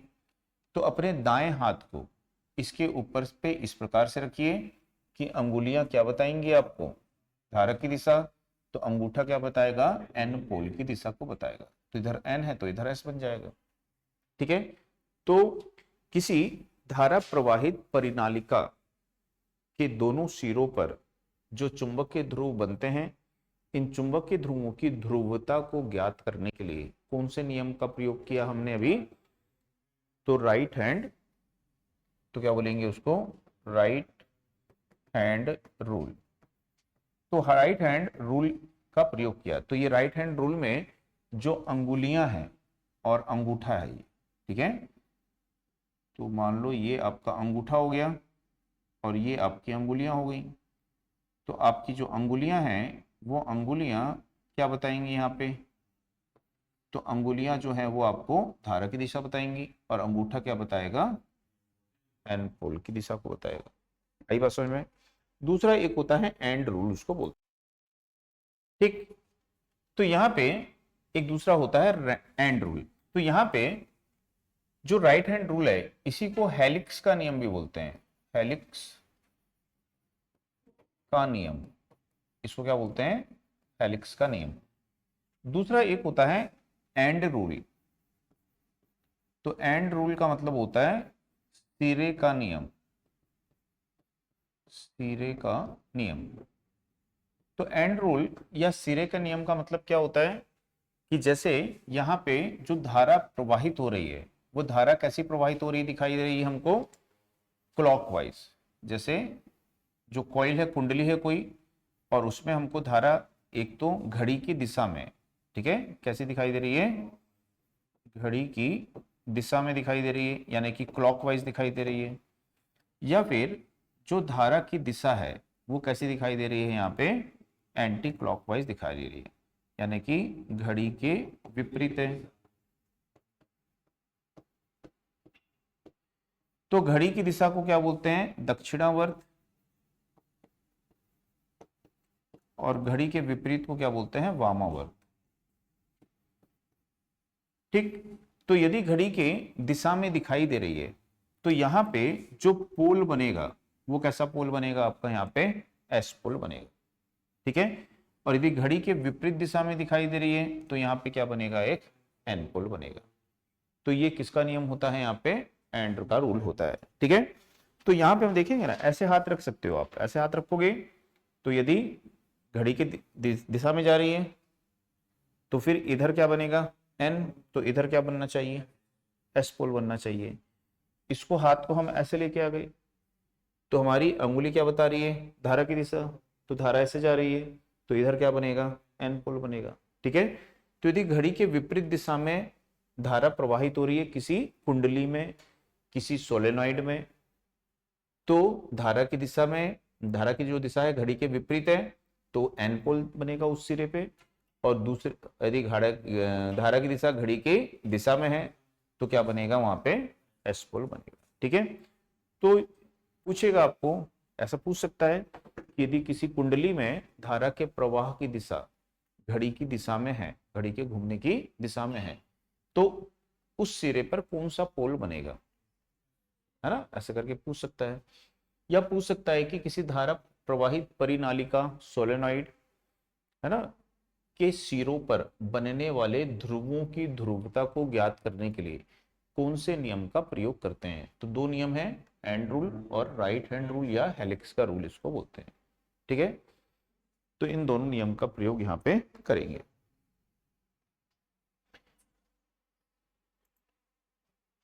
ठीक है ना, तो समझ में आ गया ये दोनों। अब इसके बाद में यहां पे देखिए, चुंबकीय क्षेत्र में रखे धारा प्रवाहित चालक तार पर बल। तो क्या बोलता है कि यहां पे इस प्रकार से मान लो एक एन ध्रुव है और यहाँ पे क्या है, एक एस ध्रुव है, और यहाँ पे हमने इस तरह से चालक तार को ऐसे रख दिया है, और इस को चालक तार को हमने रखा है तो यहाँ पे ये एन और एस ध्रुव का चुंबकीय क्षेत्र है ये, और इस चालक तार से हम क्या कर रहे हैं, धारा प्रवाहित कर रहे हैं। तो बोलता है कि यदि किसी चालक तार को चुंबकीय क्षेत्र में रखोगे और उससे धारा प्रवाहित करोगे तो इस चालक तार पर क्या करेगा, एक बल कार्य करेगा। ठीक है, तो वो जो बल होता है इस चुंबकीय क्षेत्र के लंबवत होता है, और इस चालक तार को क्या करता है, इस चुंबकीय क्षेत्र से बाहर करने की कोशिश करता है। ठीक है, तो समझ में आ गया कि यदि किसी चालक तार को, कौन से चालक तार को, धारा प्रवाही चालक तार को चुंबकीय क्षेत्र में रख देते हैं तो उस चालक तार पर चुंबकीय क्षेत्र के लंबवत एक बल कार्य करेगा जो उसे चुंबकीय क्षेत्र से बाहर करने की। तो ये जो बल होता है इस बल का परिमाण कितना होता है, तो ये जो बल होता है इस बल का परिमाण होता है BIL साइन थीटा। इतने न्यूटन का जो बल होता है वो यहाँ पे कार्य करता है। तो बी क्या है यहाँ पे, अभी पढ़े थे, फ्लक्स घनत्व। तो सबको SI इकाई में रखना है, ठीक है। तो फ्लक्स घनत्व किस में रखोगे, तो टेस्ला या वेबर प्रति मीटर स्क्वायर, ठीक है। आई क्या है, चालक में प्रवाहित धारा, उसको किस में रखोगे, एम्पियर में। एल क्या है, चालक की लंबाई, उसको किस में रखोगे, मीटर में। थीटा क्या है, तो थीटा जो है ये है चालक व चालक व चुंबकीय क्षेत्र के मध्य का कोण।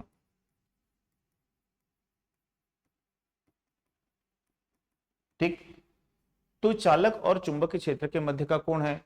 तो यदि चालक चुंबकीय क्षेत्र के समांतर होगा, चालक कैसा होगा, चुंबकीय क्षेत्र के समांतर होगा, तो समांतर होगा तो थीटा का मान क्या होगा, और साइन 0 डिग्री का मान क्या होता है, 0 होता है। तो बल का मान क्या हो जाएगा, 0।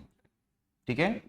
तो यदि बोलता है कि चालक तार पर न्यूनतम बल कब कार्य करेगा, तो जब चालक तार चुंबकीय क्षेत्र के समांतर होगा। चालक तार पर अधिकतम बल कब कार्य करेगा, तो चालक तार पर जो बल है अधिकतम कब कार्य करेगा, जब चालक तार चुंबकीय क्षेत्र के क्या होगा, लंबवत होगा। तो लंबवत में थीटा का मान कितना होता है, और साइन 90 का मान कितना होता है, 1 होता है। ठीक है, तो बल का मान क्या होगा, उच्चतम होगा। तो बल का जो मान है वो यहाँ पे क्या होता है, उच्चतम होता है। ठीक है, तो जब चालक तार चुंबकीय बल रेखाओं के चुंबकीय क्षेत्र के लंबवत होता है तो बल का मान उच्चतम होता है, और जब उसके समांतर होता है तो बल का मान क्या होता है, 0 या न्यूनतम होता है। ठीक, तो यदि आपको क्वेश्चन दिया कि आपको फ्लक्स घनत्व दे दिया है ना, जैसे आपको बोला कि फ्लक्स घनत्व जो है वो है 1 वेबर पर मीटर स्क्वायर है, धारा जो है वो है 2 एम्पियर, चालक की लंबाई जो है वो 2 है मीटर। ठीक है, और जो थीटा है चालक और चुंबकीय क्षेत्र के मध्य का कोण, उसका मान है 60 डिग्री। तो यहाँ पे हम कितना रख देंगे, साइन 60 डिग्री रख देंगे। ठीक है, तो चुंबकीय फ्लक्स घनत्व 1 टेस्ला हो गया, धारा हो गई 2 एम्पियर, तार की लंबाई होगी 2 मीटर, और कोण का मान कितना है, तो 60 रख देंगे। अब इसको हल कर लेंगे, तो 2 × 2 कितना होता है, 4, और साइन 60 का मान कितना होता है, √3/2 कितना होता है, √3/2। ठीक है, तो ये दोनों क्या हो जाएंगे यहाँ पे कैंसिल, तो क्या हो जाएगा 2√3। तो इतने न्यूटन का जो बल है वो यहाँ पे कार्य करेगा। आगे बात समझ में। तो इस तरह से भी क्वेश्चन आपको पूछ सकता है। तो सूत्र में सिर्फ मान रखना रहता है, और मान रख के उसको आपको बनाना रहता है। तो साइन और कॉस का थोड़ा बहुत मान आपको याद रखना है ना, पता है कि नहीं, कि साइन थीटा और कॉस थीटा का मान, कि जो साइन थीटा है 0 डिग्री पे इसका मान क्या होता है, 0 होता है। 30 डिग्री पे इसका मान क्या होता है, 1/2। 45 डिग्री पे 1/√2।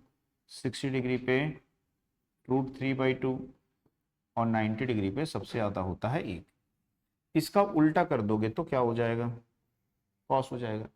उल्टा चलना है, कॉस 0 का मान 30 का मान 45 का सेम रहेगा, इसका मान 1/2, इसका मान 0। तो यदि सिर्फ साइन याद रखो, कॉस उसका उल्टा याद रख लो। ठीक है, तो आपको छोटे मोटे क्वेश्चन यदि आएंगे तो उसको बनाने में आसानी हो जाएगी। ठीक है, इसको नोट कर लो।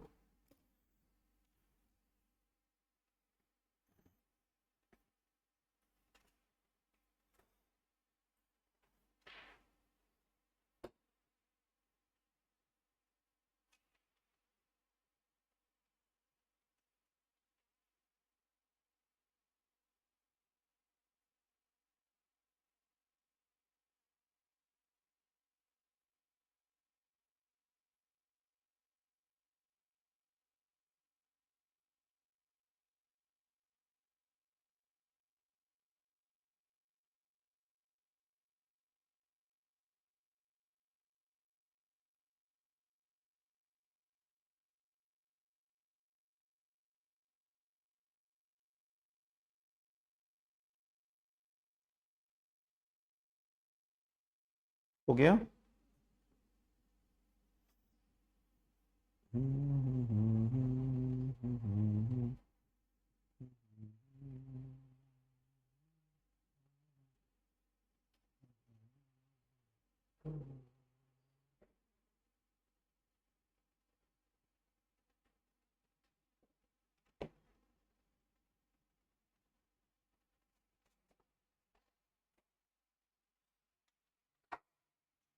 तो अब इसके बाद में आगे चलते हैं, देखते हैं क्या बोलता है।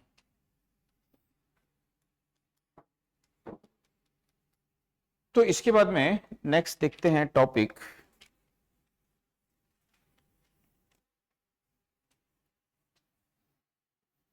Ampere work law. तो बस इसके बारे में आपको ज्यादा याद कुछ रखना नहीं है, ठीक है। एम्पियर वर्क लॉ में एक दो पॉइंट आपको याद रखने हैं, ठीक है। तो ज्यादा कुछ इसमें आपको याद रखने की जरूरत नहीं है। तो यहाँ पे देखेंगे कि जो एम्पियर वर्क लॉ है ये क्या बताता है।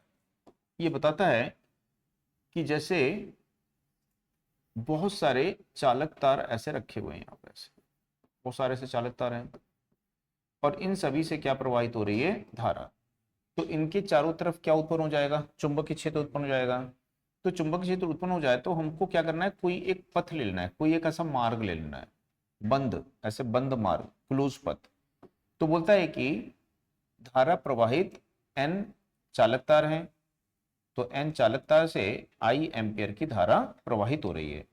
तो इनके चारों तरफ हो गया है उत्पन्न चुंबकीय क्षेत्र। अब इस चुंबकीय क्षेत्र में कोई एक बंद पथ ले लेंगे, बंद मार्ग ले लेंगे, और इस मार्ग में क्या करेंगे, हम इकाई एन ध्रुव को एक चक्कर घुमाएंगे।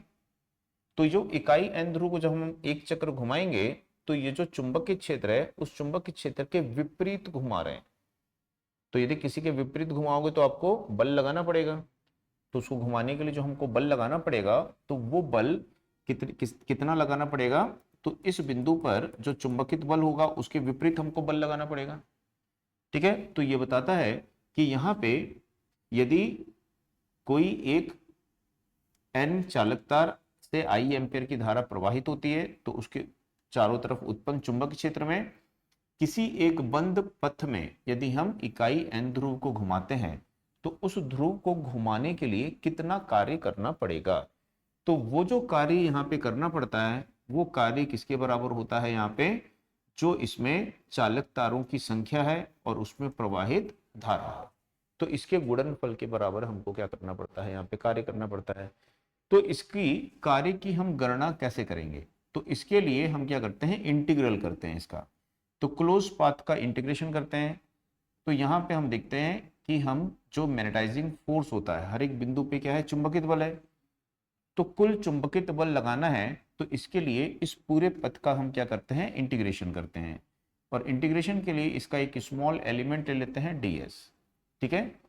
तो इस ds के हिसाब से इस चुंबकित बल का इंटीग्रेशन करते हैं तो इतना हमको कार्य करना पड़ता है, और ये कार्य किसके बराबर होता है, n इंटू आई के बराबर होता है, ठीक है। तो ये सब आपको नहीं पूछेगा, आपको याद रखना है कि एम्पियर वर्क जो है वो किसके समान होता है। तो ये किसके समान होता है, गॉस लॉ के समान होता है, ठीक है। तो एम्पियर वर्क लॉ किसके समान होता है, गॉस लॉ के समान होता है। और एम्पियर वर्क लॉ के द्वारा हम क्या ज्ञात करते हैं, तो इसके द्वारा हम ये पता करते हैं कि किसी ध्रुव को चुंबकीय क्षेत्र में जब हम घुमाएंगे तो उसको घुमाने के लिए हमको कितना कार्य करना पड़ेगा, ठीक है। तो कार्य किसके बराबर होता है, तो चुंबकित बल और कितनी दूरी हमने तय की है। कार्य बराबर क्या होता है, बल गुणित दूरी। तो कितना कार्य करना पड़ेगा, तो यहाँ पे कितना बल है, तो वो बल है चुंबकित बल, और कितनी दूरी हमने तय की है तो इसके गुणनफल के वो बराबर होता है, ठीक है। तो इस एम्पियर वर्क्स लॉ से हम क्या पता कर सकते हैं, तो हम इससे चुंबकित बल की मान को ज्ञात करते हैं, ठीक है। कि चुंबकीय क्षेत्र यदि कोई धारा प्रवाही चालक तार है और उसके चारों तरफ जो चुंबकीय क्षेत्र उत्पन्न हुआ है तो वहां पे चुंबकित बल का मान कितना होगा, इसको ज्ञात करने के लिए इसका यूज किया जाता है, ठीक है। तो दो तीन पॉइंट हैं, एक तो ये किसके समान होता है, इसके द्वारा हम क्या ज्ञात करते हैं, चुंबकित बल ज्ञात करते हैं, मैग्नेटाइजिंग फोर्स ज्ञात करते हैं। तो इसी के द्वारा हमने ज्ञात किया है कि यदि ये एक क्या है, सोलेनॉइड है और इससे हम आई एम्पियर की धारा प्रवाहित कर रहे हैं, तो इसमें भी क्या होगा, चुंबकित बल उत्पन्न होगा। तो उस चुंबकित बल का परिमाण कितना होता है, तो वो होता है Ni/L। तो Ni/L होता है। तो N का मतलब क्या हो गया, इसके टर्न की संख्या, I का मतलब क्या हो गया, धारा, और L का मतलब क्या हो गया, इस सोलेनॉइड के चुंबकीय परिपथ की लंबाई। ठीक है। तो जो चुंबकित बल है इसकी इकाई क्या हो जाती है, ampere turn. I for ampere हो गया, N फॉर NI हो गया टर्न, L का मतलब हो गया मीटर। तो एम्पियर टर्न पर मीटर इसकी इकाई होती है, SI इकाई। तो यदि बोलिएगा ना कि किसी सोलेनॉइड में चुंबकित बल का मान कितना होता है, तो कितना होता है, टर्न की संख्या गुणित धारा बट्टा क्या होता है, चुंबकीय परिपथ की लंबाई।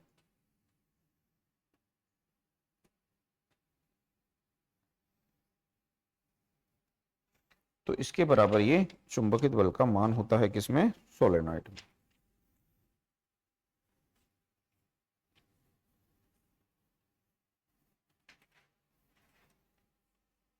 ठीक है, नोट कर लो उसको।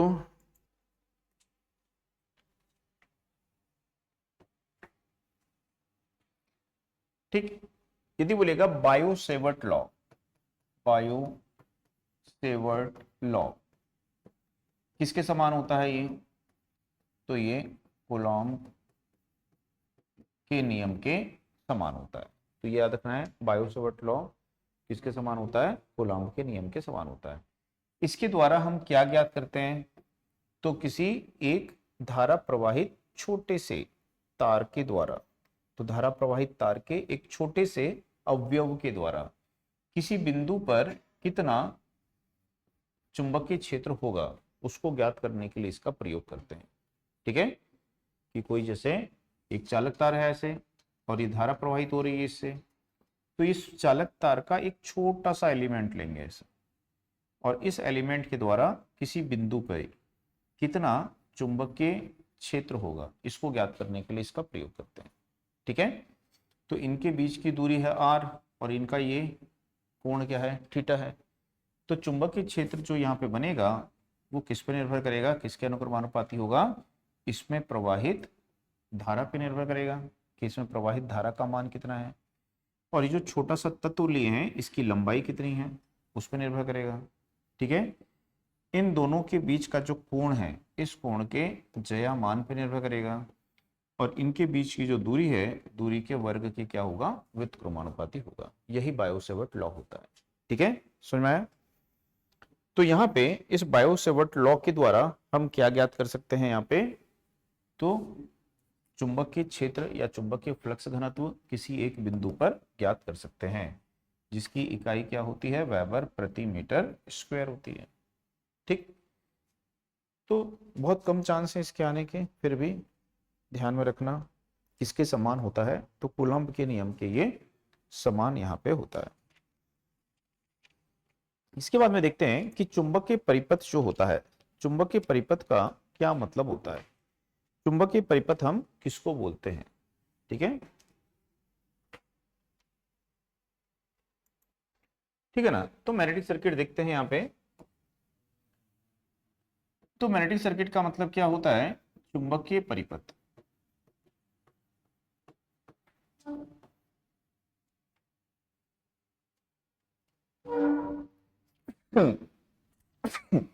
सॉरी। तो चुंबकीय परिपथ किसको बोलते हैं, विद्युत परिपथ किसको बोलते हो, विद्युत परिपथ किसको बोलते हैं, जिसमें विद्युत धारा प्रवाहित होती है। तो वह परिपथ जो विद्युत धारा के प्रवाह के लिए बनाया गया है, या जिस परिपथ में विद्युत धारा प्रवाहित होती है, तो उस परिपथ को क्या बोलते हैं, विद्युत परिपथ बोलते हैं। तो ठीक उसी तरह से यदि हम चुंबक के लिए बोलें कि वह परिपथ जो चुंबकीय फ्लक्स को प्रवाहित होने के लिए बनाया गया है, या जिस मार्ग में चुंबकीय फ्लक्स प्रवाहित होती है, तो उसको क्या बोलते हैं, तो जैसे मान लो यहाँ पे हमने एक कॉइल को लपेट दिया, इसमें धारा प्रवाहित की, ठीक है, तो यहाँ पे क्या उत्पन्न हो गई, चुंबकीय फ्लक्स। तो वो चुंबकीय फ्लक्स इस परिपथ में ऐसे प्रवाहित होगी, तो इसको क्या बोलेंगे, चुंबकीय परिपथ बोलेंगे। ठीक, तो ये जो चुंबकीय परिपथ है ये क्या होगी यहाँ पे, तो लोहे की क्रोड है। तो ये क्या है, एक लोहे की क्रोड यानी लोहे की कोर है। क्योंकि लोहे की चुंबकशीलता ज्यादा होती है तो चुंबकीय फ्लक्स को प्रवाहित होने के लिए आसान मार्ग प्रदान करता है। हम धारा प्रवाहित होने के लिए किसका प्रयोग करते हैं, चालक का, क्योंकि चालक धारा को प्रवाहित करने के लिए आसान मार्ग प्रदान करता है। तो ठीक उसी तरह से चुंबकीय फ्लक्स को प्रवाहित होने के लिए हम किसका प्रयोग करेंगे, लोहे की कोर का, जो कि चुंबकीय फ्लक्स को आसानी से प्रवाहित होने देगी।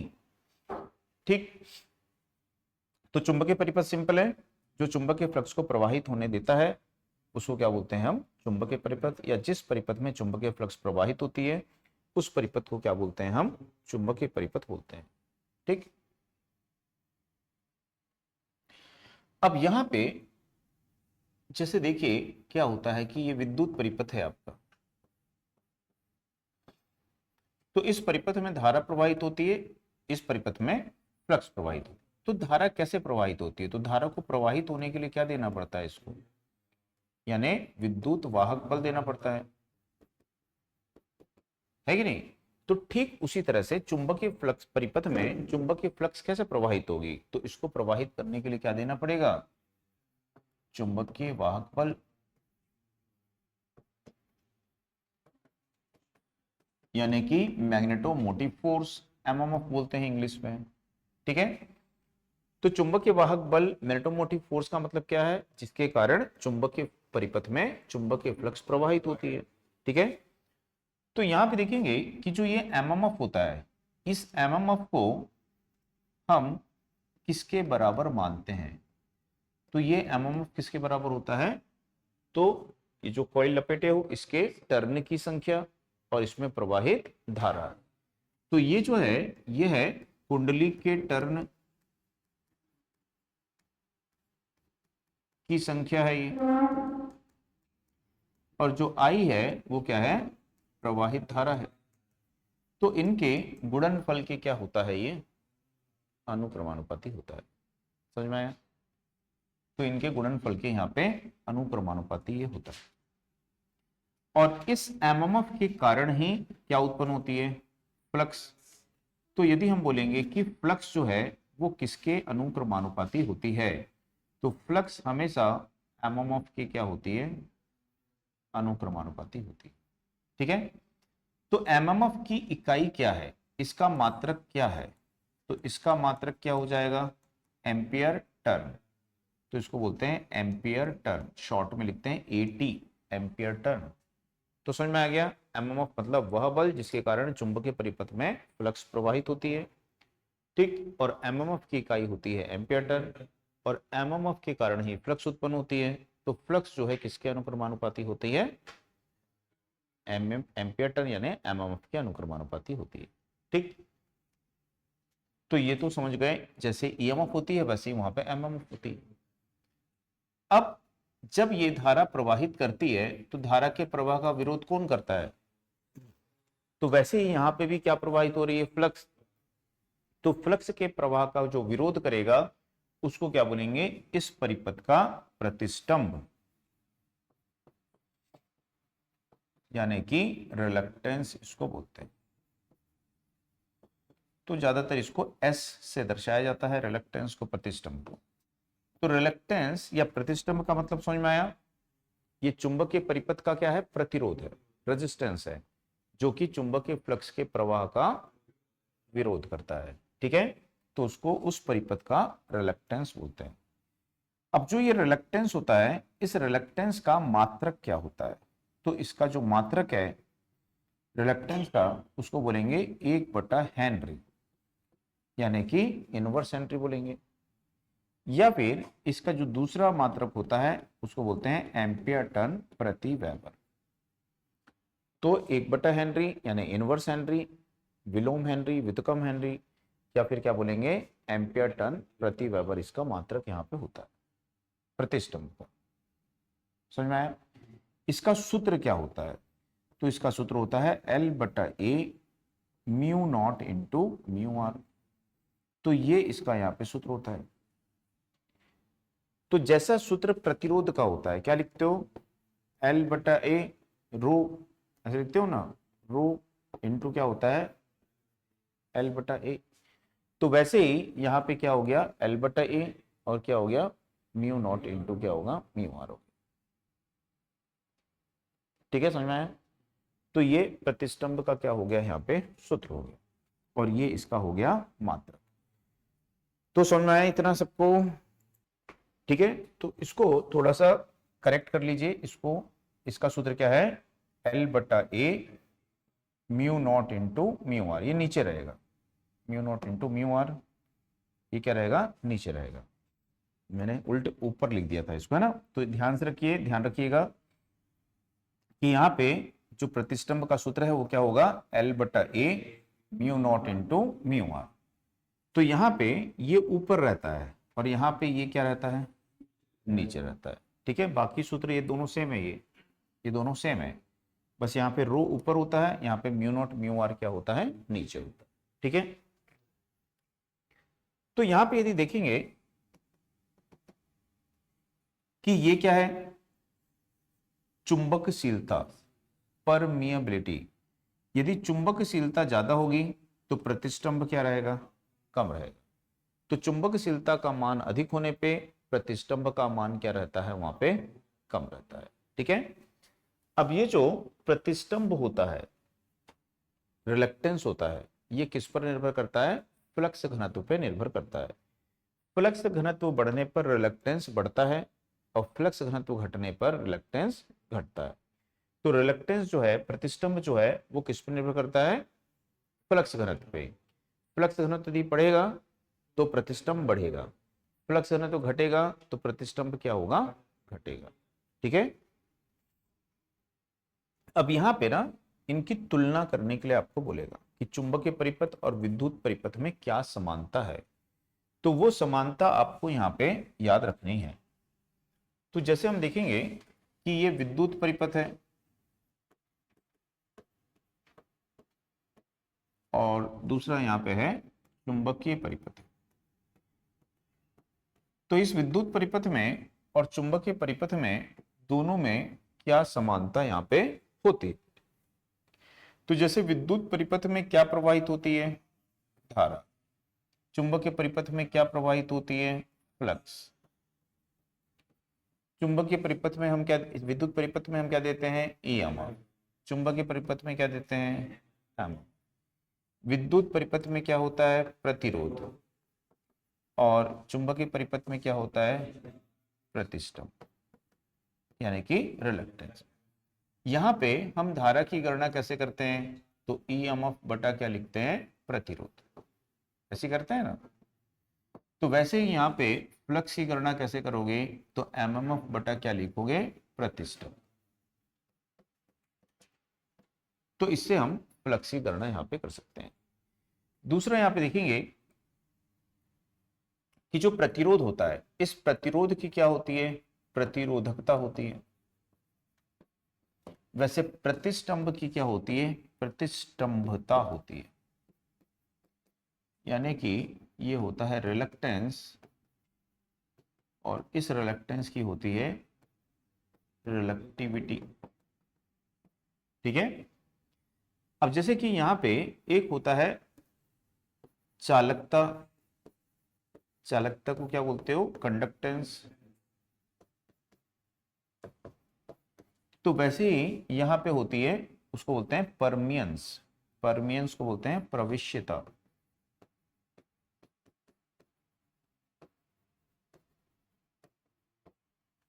ठीक है, एक होती है यहां पे विशिष्ट चालकता, बोलते हैं उसको विशिष्ट चालकता, या उसको बोलते हैं कंडक्टिविटी। तो वैसे ही यहां पे होती है परमिएबिलिटी, जिसको बोलते हैं पारगम्यता।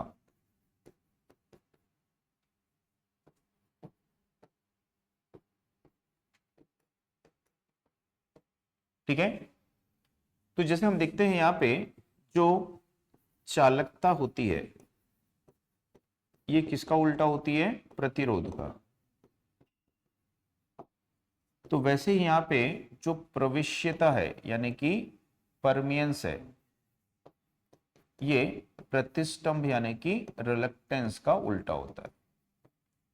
ठीक है, और यहां पे जो विशिष्ट चालकता है यानी कि कंडक्टिविटी है ये किसका उल्टा होती है, प्रतिरोधकता। तो ठीक उसी तरह से यहां पे जो आपकी परमिएबिलिटी है, परमिएबिलिटी यानी कि पारगम्यता है, ये किसका उल्टा होती है, यहाँ पे रिलक्टिविटी यानी प्रतिष्ठंभता का उल्टा होता है। तो ये जो संबंध है ये संबंध आपको यहाँ पे याद रखने हैं। ठीक है, फ्लक्स की इकाई क्या होती है, वेबर होती है। एमएमएफ की क्या होती है, एम्पियर टर्न होती है। प्रतिष्ठंभ की क्या होती है, 1/हेनरी या फिर एम्पियर टर्न प्रति वेबर होती है। ठीक है, तो प्रतिष्ठंभता जो है रिलेक्टिविटी है, ठीक है, इसकी इकाई यहाँ पे क्या होगी, तो उसको आगे देखते हैं। प्रतिष्ठंभता और उसके लिए देखो पारगम्यता। पारगम्यता यानी कि परमिएबिलिटी की इकाई क्या होती है, तो हेनरी प्रति मीटर होती है। तो पारगम्यता और प्रतिष्ठंभता एक दूसरे का उल्टा है, तो इसकी क्या हो जाएगी, मीटर प्रति हेनरी हो जाएगी। ठीक है, दूसरा देखेंगे यहाँ पे, तो प्रतिष्ठंभ की इकाई क्या होती है, तो 1/हेनरी, तो इसकी क्या हो जाएगी, प्रविष्यता की उसकी उल्टी हो जाएगी, तो हो जाएगी हेनरी या हो जाएगी वेबर प्रति एम्पियर टर्न हो जाएगी। ठीक है, तो ये रिलेशन आपको यहाँ पे याद रखना है, इसको नोट करो।